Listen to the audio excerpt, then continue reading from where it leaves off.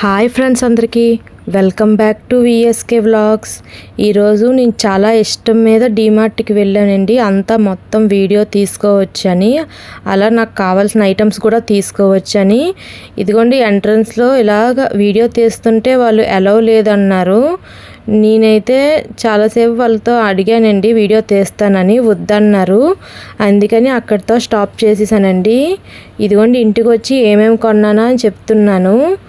నేనైతే డీమార్ట్కి వెళ్ళానంటే అన్ని ఐటమ్స్ కొనాలని అనుకుంటానండి, కానీ ప్రస్తుతానికైతే ఇంటికి కావాల్సిన ఐటమ్సే కొన్నాను.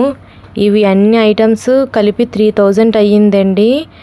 ఫస్ట్ ఆ బాస్కెట్లో వేసేటప్పుడు అన్నీ వేసేయాలనిపిస్తుందండి, కానీ బిల్లు చూసేసరికి భయం వేస్తుంది. మీరు నాలాగే భయపడతారా బిల్ చూసేటప్పుడు? ఇదిగోండి, అన్నీ కిరాణా సామాన్లే కొన్నాను. పప్పులు, కాబూలి చనా, జీలకర్ర, మెంతులు, ధనియాలు ఇలాంటివన్నీ కొన్నానండి. డ్రై ఫ్రూట్స్ కూడా కొన్నాను, బాబుకి పెట్టి నేను కూడా తిందామని. రోజు అవి డ్రై ఫ్రూట్స్ మార్నింగ్ తింటే మంచిది అంటారు కదండి, అందుకని. చూడండి ఇవన్నీ. అదిగోండి, అక్కడ ఒక గ్రీన్ కలర్ ప్యాకెట్తో అది పౌడర్ ఉంది కదండి, అది జున్ను పౌడర్ అండి.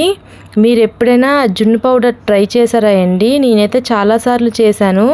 ఈ ఒక్క ప్యాకెట్ జున్నుకి ఒక ప్యాకెట్ పాలు వేయాలండి. అందులో మనం షుగర్ నచ్చితే షుగరు, బెల్లం నచ్చితే బెల్లం వేసుకోవచ్చండి.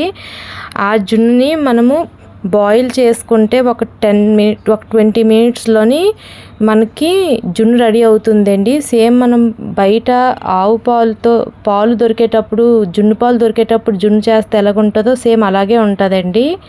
మీరు ఎప్పుడైనా ఒకసారి ట్రై చేయండి. మా బాబుకి రఫ్ నోట్స్ కావాలంటే రఫ్ నోట్స్ కొన్నానండి. అదిగోండి, అది బాక్స్, పెన్సిల్ బాక్స్ సరదా పడితే కొన్నాను. 15 రూపీస్ అంట, చాలా బాగుంది అది.